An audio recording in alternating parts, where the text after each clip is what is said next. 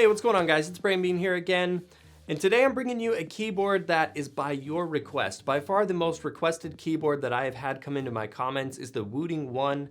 And I did my best to get my hands on one, and now we are doing the review. So I'm gonna go ahead and jump right into this one. So starting with the construction and design of this keyboard, it's an 88 key, 10 keyless design. It's a fairly plain looking board. It has an aluminum top plate, so it gives it some added durability, but it's still not an overly flashy looking board. It's got a nice matte finish to the top so that there's no fingerprints or anything muddying up the board. And the only real branding that you'll find on it is just the Wooting logo that's embossed underneath the space bar. So overall, it's got a nice clean look. It's nothing that's overly flashy, and I think it'll just look good on your desk. Of course, that 10 keyless design also gives you a little bit more room to get your mouse closer to it. So if you're a first-person shooter gamer or you just don't use the 10 key that much, it's definitely a good option as far as competitive edge there. Now, the most important thing about this keyboard is that it's an analog keyboard, which means that it uses FlairTech analog switches, and this is the big game changer for the Wooting One. Now, I'm gonna get into why that is in just a little bit, but first I'm just gonna talk about the switch options and kind of what the FlairTech switches bring to the table. So it's offered in two varieties. You can get it in the blue, which is gonna be very similar to any other blue switch. It's got 55 grams actuation force, and it does have a clicky tactile response.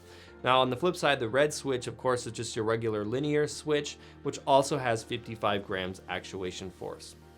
Now I have to say, the red switch on this keyboard is buttery smooth. It feels great. It's like typing on a cloud.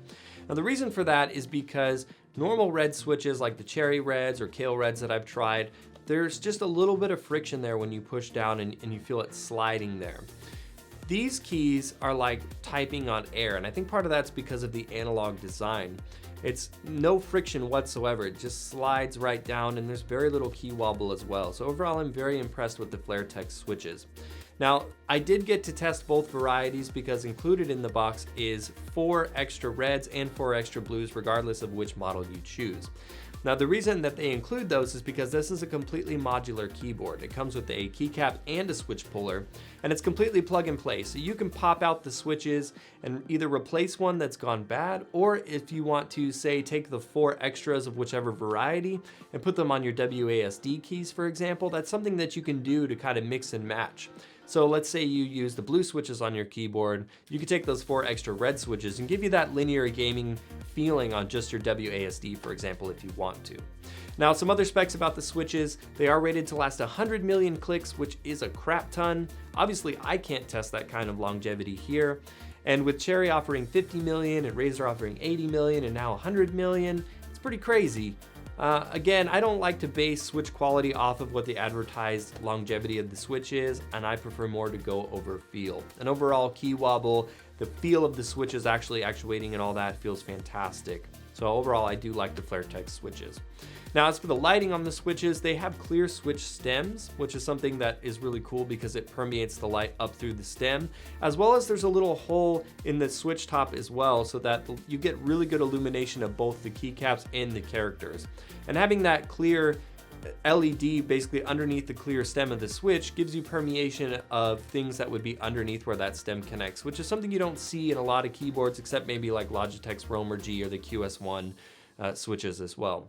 And as for the sound test on this one, I've got the red switches on pretty much the entire board, but I went ahead and put the blue switches on the arrow keys so you guys can get an idea of how those sound as well.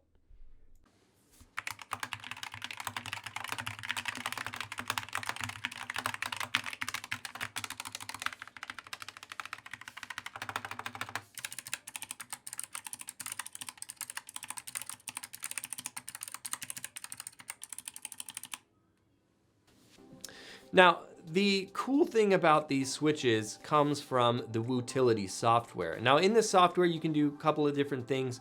You can have 4 profiles total, 1 digital and 3 analog profiles. Now, the lighting profiles on here, these are fully RGB illuminated switches. However, in the software, you cannot do any kind of effects, at least thus far. So you can't do any reactive, there's no rainbow effects, it's all static.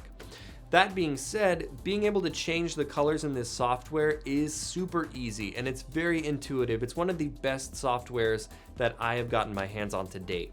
And a lot of that just comes from the ease of use of it. I mean, they've done so many little quality of life things in this software that just make it a joy to use. It's super quick, super easy. I highly recommend the software. But the coolest thing about it is, like I mentioned, these analog switches in the software, you can dynamically change your actuation point. So let's say in one profile, you're gonna be playing games like CSGO or PUBG or whatever, and you wanna have a short actuation point. You can set the actuation on this keyboard anywhere between 1.5 and 3.6. So if you want a quick actuation, let's say you slap it onto 1.5 for your gaming profile, and then for typing, you could put it at like 3 or 2.5. That way you're not accidentally activating keys. And for me personally, that's a reason I don't use rapid fire switches. It's because I do a lot of typing when I'm doing my scripts for videos or emails or what have you. And it drives me crazy that I accidentally actuate my switches all the time. Being able to change between profiles and have the best of both worlds depending on what I'm doing is a super cool feature. I really like that. But that's not the only thing that you could do with this analog keyboard, because built into the Wootility software is basically what you could think of as like a pressure sensitive kind of mechanic, if you will. Basically what it means is if you're playing something like Rocket League, Counter-Strike, PUBG, any game that it's enabled, you can set it to where we'll use PUBG for an example. If you barely press down the key, you might be moving at a slow walk. If you press it down a little bit more, you'll start to run normal, and if you push it all the way down, then you'll be sprinting. Same with Rocket League, you know, you can use your acceleration more, or Counter-Strike or League of Legends or something like that. It's a really cool feature. It does take a lot of getting used to, and getting into that with the blue switch, I do feel like using the blue switch on that mechanic is going to be something that might feel a little bit weird. Now on the reds, it works great because there's no tactile click there, which would normally be associated with your actuation point. Whereas on the blues, you'll have the click in there somewhere, and that would be normally where you would think, yeah, that's my actuation. So having that dynamic actuation on a blue switch might throw a couple of people off, and there's definitely a learning curve to getting used to it in the games. So that's something to think about as well.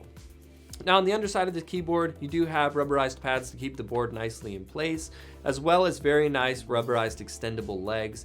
You also have a 3-channel cable routing management system to clean up the cables on your desk, and it comes with a gold-plated micro USB cable that's braided. Now, I always like to see those detachable cables because it's just nice for taking it on the go, especially with this being 10 keyless and having those analog profiles. It's something that you could definitely throw into a backpack and take with you to a LAN cafe or something like that. And with the competitive edge that this board gives you, especially if you learn to use it to its full potential, it's definitely one that I can see people wanting to take with them on the go.